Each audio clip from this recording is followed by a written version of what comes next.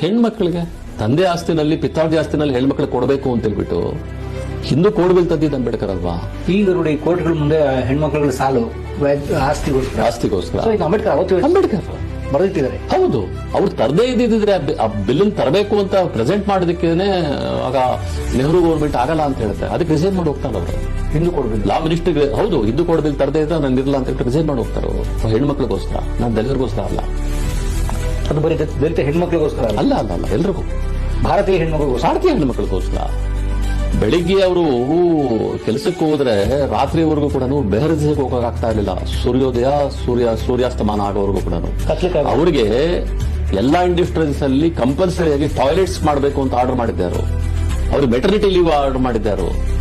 Industrial dispute act ಇದು ಮಾಡಿದ್ದಾರೆ. ಬೆಳಿಗ್ಗೆ 8 ಗಂಟೆ ಕಾಲ ಮಾತ್ರ ಕೆಲಸ ಮಾಡಬೇಕು, ಅದಕ್ಕಿಂತ ಜಾಸ್ತಿ ಕೆಲಸ ಮಾಡಬಾರ್ದು ಅಂತ ಹೇಳ್ಬಿಟ್ಟು ಇಂಡಸ್ಟ್ರಿಯಲ್ ಡಿಸ್ಪ್ಯೂಟ್ ಆಕ್ಟ್ ನ ಡ್ರಾಫ್ಟ್ ಮಾಡಿದ್ದಾರೆ.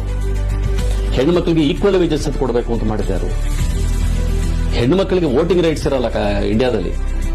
ಅವರು ರೌಂಡ್ ಟೇಬಲ್ ಕಾನ್ಫರೆನ್ಸ್ಗೆ ಹೋಗಬೇಕಾಗತ್ತೆ. ರೌಂಡ್ ಟೇಬಲ್ ಕಾನ್ಫರೆನ್ಸ್ ಅಲ್ಲಿ ಅಲ್ಲಿ ಹೇಳ್ತಾರೆ ಅವ್ರು ಕೇಳ್ತಾರೆ ಬ್ರಿಟನ್ ಅಲ್ಲಿ, ನಾನು ಬರ್ತಾ ಇದ್ದೀನಿ, ಈ ಸಲ ಅಜೆಂಡಾ ನಂದು ಹೆಣ್ಮಕ್ಳಿಗೆ ಇಲ್ಲಿ ವೋಟಿಂಗ್ ರೈಟ್ಸ್ ಕೊಡಬೇಕು ಅಂತ. ಬ್ರಿಟನ್ ನಲ್ಲಿ ಅವರು ಯೋಚನೆ ಮಾಡ್ತಾರೆ, ಬ್ರಿಟನ್ ನಲ್ಲಿರುವಂತಹ ಹೆಣ್ಮಕ್ಳಿಗೆ ಏನು ವೋಟಿಂಗ್ ರೈಟ್ಸ್ ಕೊಟ್ಟಿಲ್ಲ, ಅಂಬೇಡ್ಕರ್ ಇಂಡಿಯನ್ ಮಕ್ಕಳು ಕೊಡ್ತಾ ಇದ್ದಾರೆ ಅಂತ ಹೇಳ್ಬಿಟ್ಟು ಅಂಬೇಡ್ಕರ್ ಮಾತು ಕೇಳ್ಕೊಂಡು ಬ್ರಿಟನ್ ನಲ್ಲಿರುವಂತಹ ಫಸ್ಟ್ ಕೊಟ್ಬಿಡ್ತಾರೆ ವೋಟಿಂಗ್ ರೈಟ್ಸ್.